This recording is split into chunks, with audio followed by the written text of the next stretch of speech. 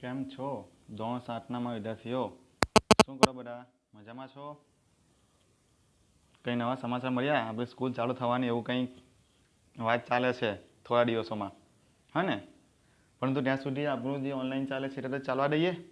ખબર નહીં શું કહે સરકાર, ચાલુ કરે નહીં કરે, તો આપણું ચાલતું છે ત્યાં સુધી ચાલવા દઈએ ઓનલાઈન. પછી જોયું જવાશે સ્કૂલે આવવાનું હોય ત્યારે, હા ને? આપણો વિષય સમાજ વિજ્ઞાન તમને બધાને ખ્યાલ છે. 1 થી 10 પાઠ આપણે જોઈ ગયા. હવે આજનું ચેપ્ટર છે આપણું ચેપ્ટર 11. કયું ચેપ્ટર છે? ચેપ્ટર 11 અને એનું નામ છે વાતાવરણની સજીવો પર અસર. વાતાવરણ એટલે પૃથ્વીની ચારે બાજુ વિતરાઈને આવેલું આવરણ, એ વાતાવરણ છે. આના વિશેની વ્યાખ્યા આપણે આગળનું ચેપ્ટર 10 એમાં જોઈ ગયા હતા, ખ્યાલ હોય તો. ખબર ને? પર્યાવરણના આંતરિક ઘટકો અને આંતર સંબંધો. પર્યાવરણના ઘટકો વિશે આપણે માહિતી મેળવી હતી ને? મૃદાવરણ, જીવાવરણ, જલાવરણ અને વાતાવરણ. વાતાવરણ વિશે પણ આપણે જોયું હતું, પણ થોડું ટૂંકમાં જોયું હતું. હવે થોડું લોંગ જોઈએ, થોડું લાંબુ. વાતાવરણને આખું સમજીએ આપણે કે આપણી આજુબાજુ ઓક્સિજન અને તે સિવાયના અન્ય વાયુ આવેલા છે, એના વિશે આપણે જોવાનું છે. આ વાતાવરણનું નિર્માણ કઈ રીતે થયું? આપણે ચેપ્ટર 10ની અંદર દરેક ઘટકો વિશે જોયું હતું. પ્રદૂષણો વિશે જોયું હતું, બધાના આંતર સંબંધો વિશે જોયું હતું. આ ચેપ્ટરમાં આપણે એ જે પર્યાવરણના જે 4 ઘટકો હતા એમાંનું એક ઘટક વિશે આપણે વિસ્તારથી સમજવાનું છે, જેનું નામ છે વાતાવરણ. અને સજીવો પર અસર.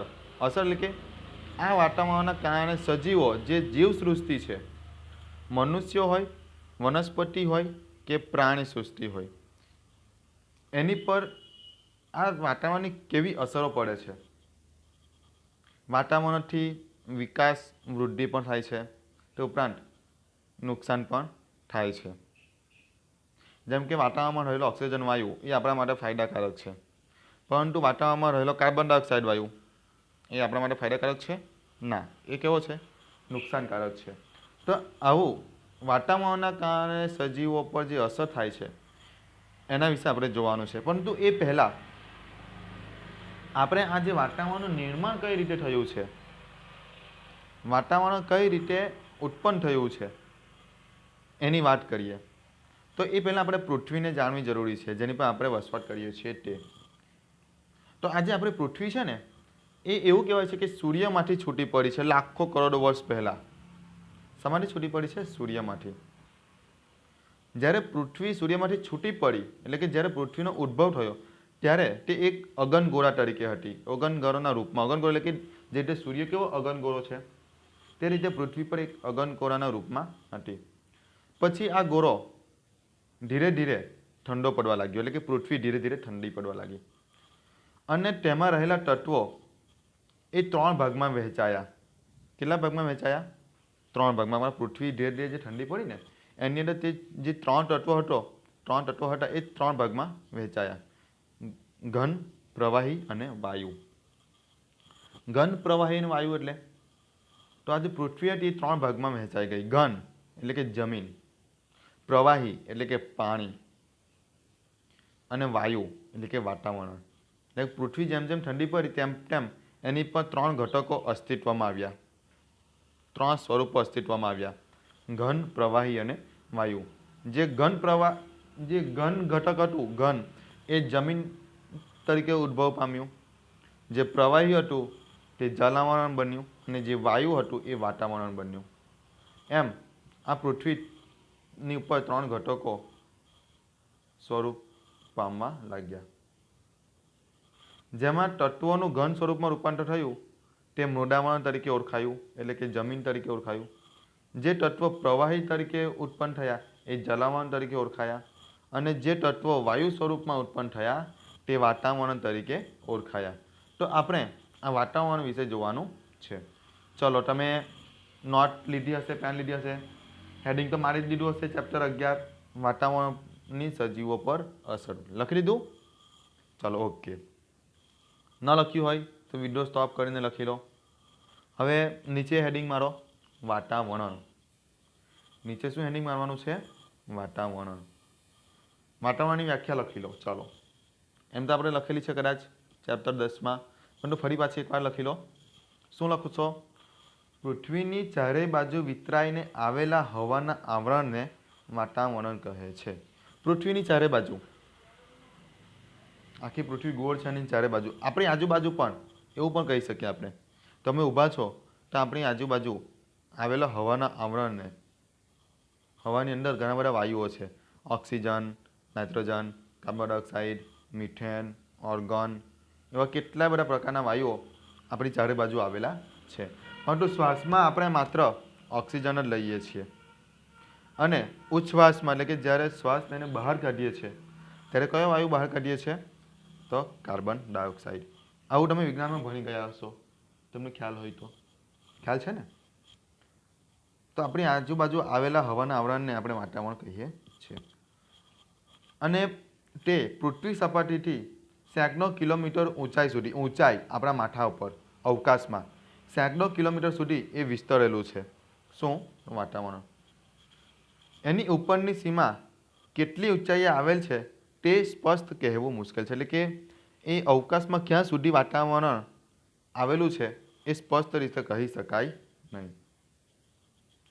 પરંતુ પૃથ્વીના ગુરુત્વાકર્ષણની અસર અવકાશમાં જ્યાં સુધી રહેલી છે ત્યાં વાતાવરણ પૂરું થયેલું માનવામાં આવે છે. એટલે કે ગુરુત્વાકર્ષણ અવકાશમાં કોઈ વસ્તુ આપણે કેટલી ઊંચાઈથી ફેંકી શકીએ કે જે પૃથ્વી પર આવે. આપણને ખબર છે કે જેમ જેમ અવકાશમાં આપણે ઉપર જઈએ તેમ તેમ માણસ ટળે છે, ત્યાં ગ્રેવિટી નથી, ગુરુત્વાકર્ષણ બળ નથી. તો જ્યાં સુધી ગુરુત્વાકર્ષણ બળ છે કે જ્યાંથી વસ્તુ આપણે ફેંકીએ અને તે પૃથ્વી પર ખેંચાઈ આવે ત્યાં સુધી વાતાવરણ છે એમ આપણે માની લેવું, એવું વૈજ્ઞાનિકો માને છે. કારણ કે જ્યાં વાતાવરણ પૂરું થઈ જાય પછી માણસ તરવા લાગે છે અવકાશમાં. પૃથ્વી સપાટીથી 32 કિમીની ઊંચાઈ સુધીના વાતાવરણના પદમાં 99% જેટલી હવા સમાયેલી છે. જુઓ, હવા ક્યાં સુધી સમાયેલી છે? તો 32 કિમીની ઊંચાઈ સુધી. 32 કિમીની ઊંચાઈ સુધી પૃથ્વી સપાટીથી વાતાવરણના પદમાં 99% હવા સમાયેલી છે. જેમ જેમ આપણે વધુ ઊંચાઈએ જઈએ વાતાવરણમાં, એટલે કે પૃથ્વી સપાટીથી ઉપર જઈએ, તેમ તેમ હવા પાતળી થતી જાય છે. પાતળી એટલે કે ઓછી થતી જાય છે. આપણને હવા એટલે કે શ્વાસ લેવામાં તકલીફ પડવા લાગે છે. એટલે સાદીની સિમ્પલ ભાષામાં જેમ જેમ આપણે ઊંચાઈ પર જતા જઈએ તેમ તેમ હવા ઓછી થતી જાય છે.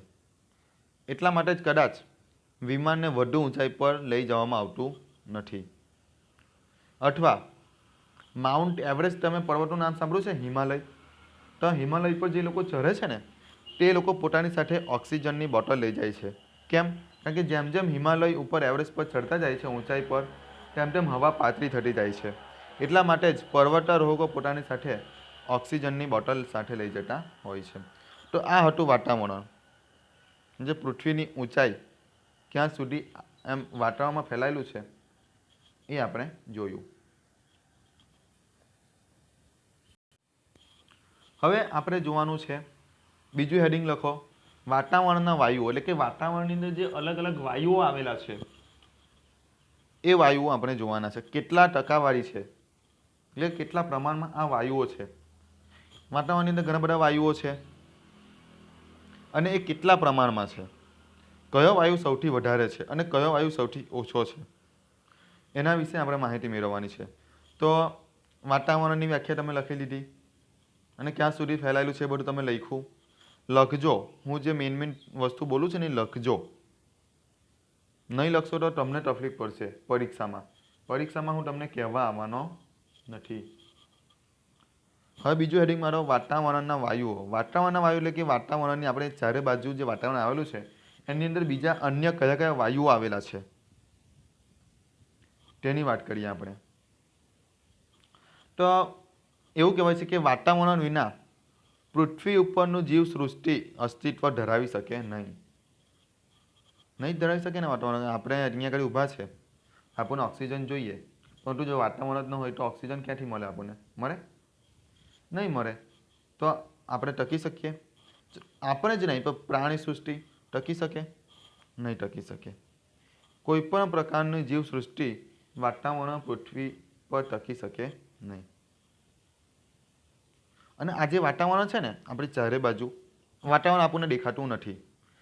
એ સ્વાદ રહિત, રંગ રહિત અને સમજો છો ને, સ્વાદ રહિત અને રંગ રહિત છે.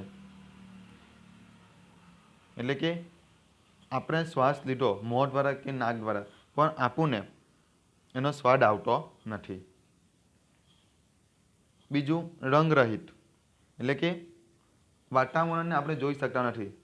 તમારી સામે વાતાવરણ છે પરંતુ તમને એ નહીં દેખાશે, પણ સામે ઊભેલી વ્યક્તિ અથવા સામેની વસ્તુ તમને દેખાશે, પણ એ બે વચ્ચેનો ગાળામાં જે વાતાવરણ છે એ આપણને દેખાશે નહીં. તો આ રીતે વાતાવરણમાં અન્ય 3 તત્વોનો પણ સમાવેશ થાય છે: ઘન, પ્રવાહી અને વાયુ.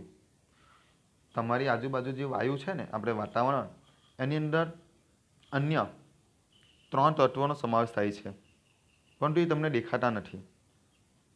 ઘન, પ્રવાહી અને વાયુ એ પણ એવા તત્વો વાતાવરણમાં આવેલા છે. જેમ કે વાયુ, એટલે કે કયા કયા વાયુઓ? કાર્બન ડાયોક્સાઇડ, ઓક્સિજન, નાઇટ્રોજન, એવા વાયુઓ આપણી આજુબાજુ આવેલા છે.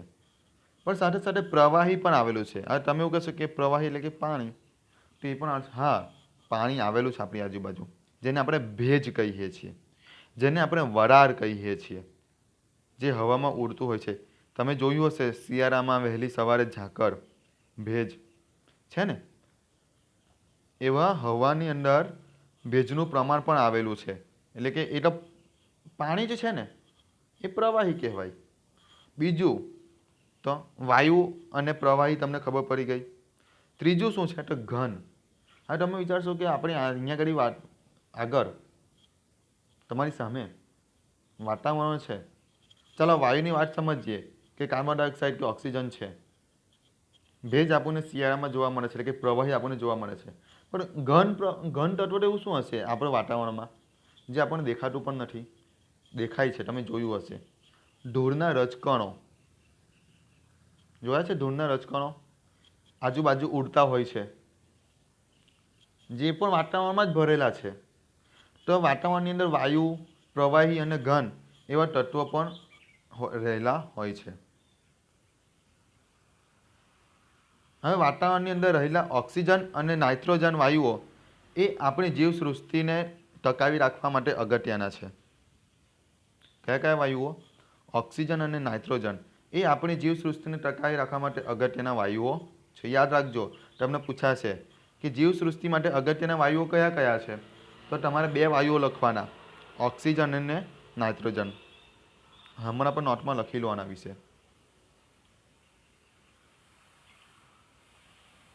આગળ જોઈએ. વાતાવરણમાં ધુમ્મસ, ઝાકળ, વાદળ વગેરે પાણીના સ્વરૂપો રહેલા છે. શાની અંદર? વાતાવરણમાં. ધુમ્મસ તમે જોઈ છે ને, શિયાળો આવે એટલે આવે છે. ઝાકળ તો હાલમાં બી રોજ સવારે પડે જ છે. જુઓ, તમે રોજ સવારે વહેલા ઉઠો ને ત્યારે જોજો તમારી બાઇક, ઝાડપાન, તમારી 4 વ્હીલ, એની પર પાણી દેખાશે તમને. તે શું છે? ઝાકળ છે. ધુમ્મસ તો શિયાળામાં તમે જોઈ જ હશે. તે ઉપરાંત વાદળ પણ એક વરાળનું બનેલું જ છે ને. એ તો હાલમાં બી તમે ઉપર જુઓ આકાશમાં તો તમને દેખાશે વાદળ. તો એ વાતાવરણની અંદર રહેલા સ્વરૂપો છે. પ્રવાહી તત્વોમાં આપણે જોઈએ તો મુખ્યત્વે બરફના કણો, જીવજંતુઓ હોય છે ને. આ જે વાતાવરણ છે આપણી ચારે બાજુ, એ પૃથ્વી પર દિવસે ગરમી છે ને, ત્યાં ગરમી દિવસે તમે જુઓ બપોરે તો પૃથ્વી પર ગરમી, અને રાત્રે ખૂબ જ ઠંડીથી બચાવે છે. કોણ? વાતાવરણ. હાલમાં જે આપણી આજુબાજુ વાતાવરણ છે ને, એ આપણી પૃથ્વીને દિવસે ખૂબ જ ગરમી અને રાત્રે ઠંડીથી બચાવે છે. હવે વાતાવરણની અંદર અલગ અલગ વાયુઓ રહેલા છે, લખી લો. નંબર 1 લખજો, વાતાવરણમાં રહેલા વાયુઓ. તમે હેડિંગ મારેલું છે, વાતાવરણના વાયુઓ લખેલું છે ને, એમાં નંબર 1 નાઇટ્રોજન લખું. એક લીટી છોડીને નીચે લખો ઓક્સિજન, એની નીચે લખો ઓર્ગન, એની નીચે લખો કાર્બન ડાયોક્સાઇડ અને એની નીચે લખો અન્ય વાયુઓ. એટલે 1 2 3 4 અને 5 મેં તમને 5 વાયુઓ લખાવ્યા. નંબર 1 પર nitrogen, number 2 oxygen, number 3 organ, number 4 carbon dioxide અને નંબર 5 અન્ય વાયુઓ. તો પૃથ્વી પર આ મુજબના વાયુઓ રહેલા છે. હવે નંબર 1 તમે જે નાઇટ્રોજન લખ્યું ને એનું પ્રમાણ પૃથ્વી પર કેટલું છે, એની બાજુમાં ડેશ કરીને લખો. નાઇટ્રોજનની બાજુમાં ડેશ કરીને લખજો. શું લખશો? 78.03%. 78.03%. આટલા પ્રમાણનો નાઇટ્રોજન વાયુ આપણી પૃથ્વી પર છે. જુઓ, સૌથી વધારે વાયુ કયો છે? નાઇટ્રોજન.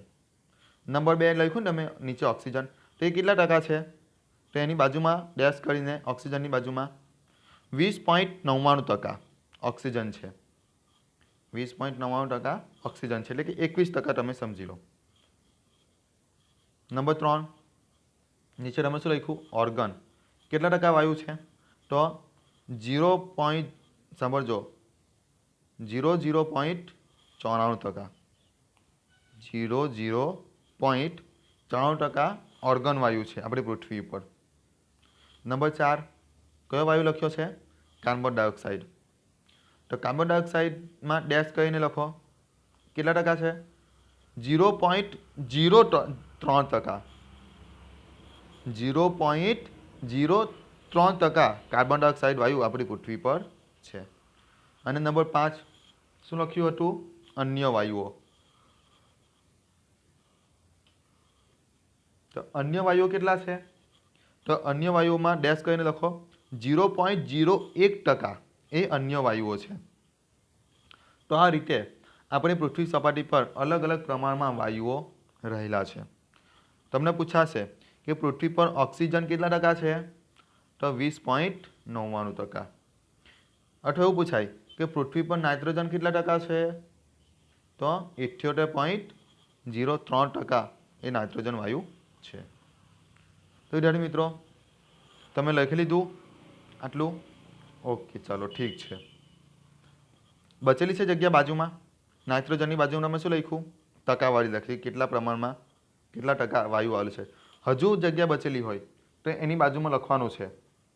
શું લખવાનું છે? તો આ વાયુઓ પૃથ્વી સપાટી પર કેટલા અંતર સુધી ફેલાયેલા છે, કે ઊંચાઈ પર ક્યાં સુધી ફેલાયેલા છે. તો આ જે નાઇટ્રોજન વાયુ છે એ 130 કિલોમીટર સુધી નાઇટ્રોજન વાયુ ફેલાયેલો છે. કેટલા કિલોમીટર સુધી? 130 કિલોમીટર સુધી નાઇટ્રોજન વાયુ ફેલાયેલો છે. એટલે કે પૃથ્વી સપાટી પર નહીં, પણ પૃથ્વીની ઊંચાઈ પર 130 કિલોમીટર સુધી આ વાયુ ફેલાયેલો છે. આગળ જોઈએ, બીજો કયો વાયુ આપણે જોયો? ઓક્સિજન. લખ્યું તમે નાઇટ્રોજનની, તમે નંબર 1 લખ્યું નાઇટ્રોજન. નાઇટ્રોજનની બાજુમાં ડેશ કરીને શું લખ્યું? કેટલા ટકા છે તે? 78.0%. એની બાજુમાં ડેશ કરીને લખો કેટલા કિલોમીટર? 130 કિલોમીટર. ચલો હવે નંબર 2 ઓક્સિજન. તો તમે લખેલું છે 20.99%. એની બાજુમાં ડેશ કરીને લખો. તો ઓક્સિજન ક્યાં સુધી છે? તો ઓક્સિજન 110 કિલોમીટર સુધી છે. 110 કિલોમીટર ઊંચાઈ સુધી ઓક્સિજન વાયુ ફેલાયેલો છે. પછી નીચે તમે લખ્યું નંબર 4 પર લખેલું છે કાર્બન ડાયોક્સાઇડ. જુઓ લખેલું છે નંબર 4 પર કાર્બન ડાયોક્સાઇડ. તો કાર્બન ડાયોક્સાઇડ કેટલા કિલોમીટર સુધી છે? તો 20 કિમી સુધી ફેલાયેલો છે, જોવા મળે છે. કેમ? હા, તમને એક વાત અપાવી દઉં. તો કાર્બન ડાયોક્સાઇડ જે વાયુ છે એ ભારે વાયુ છે, જે પૃથ્વી સપાટી પર ખૂબ જ નજીક હોય છે. આપણી આજુબાજુ પૃથ્વી સપાટી પર ખૂબ જ નજીક આપણી આજુબાજુ હોય છે, ભારે વાયુ છે. એટલા માટે એ કાર્બન ડાયોક્સાઇડ માત્ર 20 કિલોમીટર ઊંચાઈ સુધી જ ફેલાયેલો છે. હવે જેમ જેમ ઉપર જઈએ ખૂબ જ ઊંચાઈએ 130 કિમીની ઊંચાઈ પછી 130 કિમીની ઊંચાઈ પછી ખૂબ જ ઊંચાઈ પર વાતાવરણમાં હાઇડ્રોજન અને હિલિયમ વાયુનું પ્રમાણ વધુ છે. હાઇડ્રોજન અને હિલિયમ વાયુનું પ્રમાણ ખૂબ વધુ છે. ક્યાં? નાઇટ્રોજનથી પણ ઉપર, 130 કિલોમીટરથી પણ ઉપર. તો વિદ્યાર્થી મિત્રો, આ વિડીયોમાં આપણે 3 વસ્તુ જોયું. કયું કયું? વાતાવરણનું નિર્માણ કઈ રીતે થયું છે તે, એટલે કે પૃથ્વીના નિર્માણની સાથે જ વાતાવરણનું નિર્માણ થયું. ત્યાર પછી વાતાવરણ વિશે થોડીક માહિતી મેળવી, એટલે કે વાતાવરણની વ્યાખ્યા જોઈ. આગળ આપણે જોયું વાતાવરણના વાયુઓ, એટલે કે વાતાવરણમાં જે અલગ અલગ વાયુઓ આવેલા છે અને તેનું પ્રમાણ કેટલા ટકા છે તે જોયું. હવે આગળ આવે છે વાતાવરણની રચના. પરંતુ વિદ્યાર્થી મિત્રો, વાતાવરણની રચના વિશે આપણે નેક્સ્ટ વિડીયોમાં જોઈશું. હેડિંગ મારી રાખો, વાતાવરણની રચના, એવું હેડિંગ મારી રાખો. વાતાવરણની રચનાની અંદર આપણે 4 મુદ્દા જોવાના છે: ક્ષોભાવરણ, સમતાપાવરણ, મધ્યાવરણ અને ઉષ્માવરણ. પરંતુ આ ઘણું લાંબુ છે. વાતાવરણની સ્તર રચના ઘણી લાંબી છે, એટલા માટે એને આપણે નેક્સ્ટ વિડીયોમાં સમજીશું. તો આ વિડીયો અહીંયા ઘડી પૂરું કરીએ. આ હતું આપણું પાર્ટ 1. આ હતું આપણું પાર્ટ 1. હવે પછી આવશે પાર્ટ 2. હવે પછી કયો પાર્ટ આવશે? પાર્ટ 2. ચલો, તો આ વિડીયો આપણે અહીંયા ઘડી પૂરું કરીએ. ઓકે, આવજો, બાય.